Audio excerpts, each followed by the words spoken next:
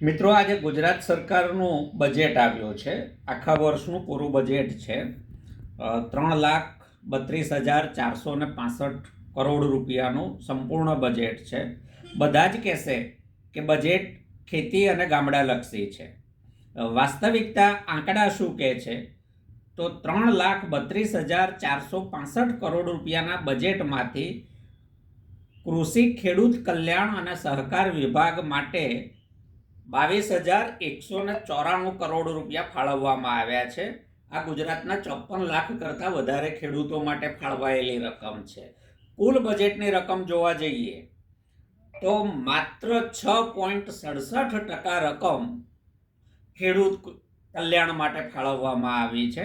એમાં પણ પાછો સહકાર વિભાગ એટલે કે એપીએમસીને જે પૈસા ફાળવશે વિકાસ માટે, એ પણ ખેડૂતોના ખાતે ઉધારીને જ આમાંથી બાકાત થવાના છે. જૂની જે સરકારની ચાલુ યોજનાઓ છે એ યોજનાઓમાં કોઈ એવી મોટી ફાળવણીમાં વધારો થયો નથી. ખેડૂતોના કલ્યાણ માટે આ બજેટમાં સરકારે કોઈ નવું કદમ ઉઠાવ્યું નથી. સાથે સાથે જે કિસાન સૂર્યોદય યોજના હતી, જેમાં ખેડૂતોને દિવસે વીજળી આપવાની વાત હતી, 2022માં યોજના પૂરી કરવાની હતી અને 23 સુધી લંબાવી. 23 પૂરું થવા આવ્યું એટલે 24 સુધી લંબાવી, પરંતુ આ બજેટમાં એનો ઉલ્લેખ નથી. એને માટે કેટલી રકમ ફાળવી એની પણ સ્પષ્ટતા નથી. આમ ગુજરાતના ખેડૂતોને, ગામડામાં વસતા લોકોને આ બજેટથી કોઈ ફાયદો થાય એવી કોઈ શક્યતા મને દેખાતી નથી.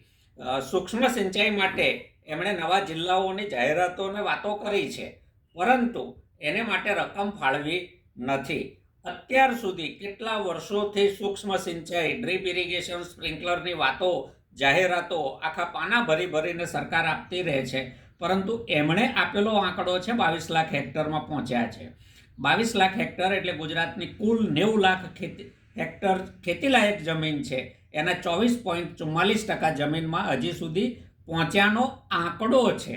વાસ્તવિકતા અનેક વિસ્તારોમાં માત્ર પાઇપ પાથરી, ખેડૂતને ખેતરમાં ઊભો રાખી, ફોટા પાડી અને પછી ટેમ્પો ભરીને પાઇપો લઈને જતા રહ્યા હોય એવો વિસ્તાર બાદ કરીએ તો 14% પણ સૂક્ષ્મ સિંચાઈ વાસ્તવિક રીતે આ સરકાર પહોંચાડી શકી નથી. આ હકીકત છે. ગુજરાત સરકારે બજેટમાં ખેડૂતો સાથે, ગામડાના લોકો સાથે માત્ર અન્યાય સિવાય કશું કર્યું નથી. જે પાક વીમાની સુરક્ષા આપવાની વાત છે એને માટે પણ કોઈ જોગવાઈ આ બજેટમાં સરકારે કરી નથી. એટલે ગુજરાત સરકાર તરફથી ગામડાના લોકો માટે, પશુપાલકો માટે, ખેડૂતો માટે આશા રાખવા જેવું કોઈ કારણ આ બજેટમાં દેખાતું નથી.